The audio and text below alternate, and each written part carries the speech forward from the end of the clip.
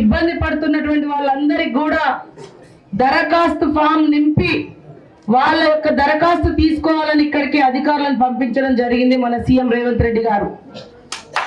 కాబట్టి మీరందరూ కూడా ఈ యొక్క పథకాలను సద్వినియోగం చేసుకోవాల్సిన అవసరం ఉంది. ఇల్లు లేక చాలా మంది ఇల్లు కూలిపోయినాయి, బాధ అనిపిస్తుంది. పేదలు ఎక్కువ మంది ఉన్నారు, వ్యవసాయం తక్కువ ఉంది. ఇప్పుడే సోదరుడు మరి పంటల గురించి చెప్పిండు. భూములుంటే పట్టాలు లేవు, పట్టాలుంటే పంట పండించుకునేటువంటి పరిస్థితి లేక, నీళ్లు లేక పేదరికం తాండవిస్తూ ఉంది.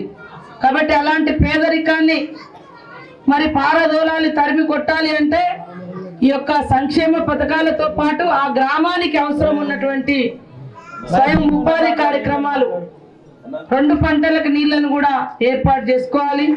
పిల్లలకు విద్యా పథకాన్ని కూడా మనం అద్భుతంగా తీసుకోవాలి. పిల్లలు బాగా చదువుకుంటే మరి వారు కూడా సొంత కాళ్ళ మీద నిలబడతారు.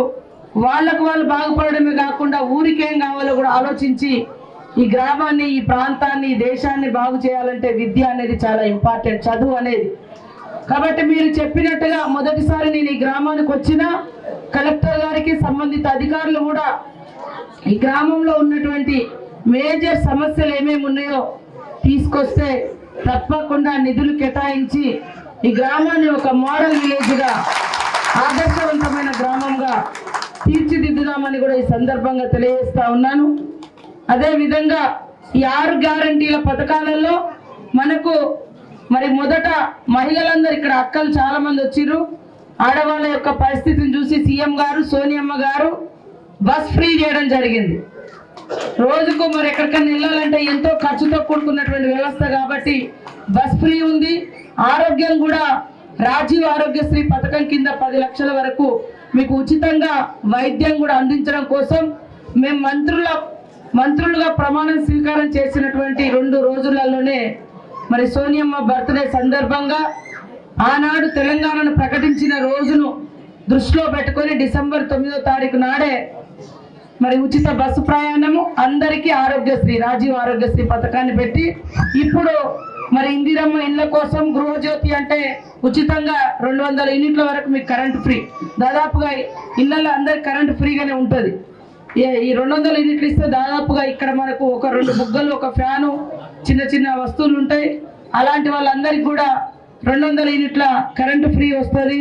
అదేవిధంగా మరి రైతు భరోసా కింద రైతు బంధు కానీ, మరి రైతులు కానటువంటి కూలీలకు కూడా నెలకు 1000 రూపాయలు, భూములు ఉన్నోళ్ళకే కాకుండా భూమి లేనటువంటి నిరుపేదలకు కూడా 1000 రూపాయల చొప్పున పథకం.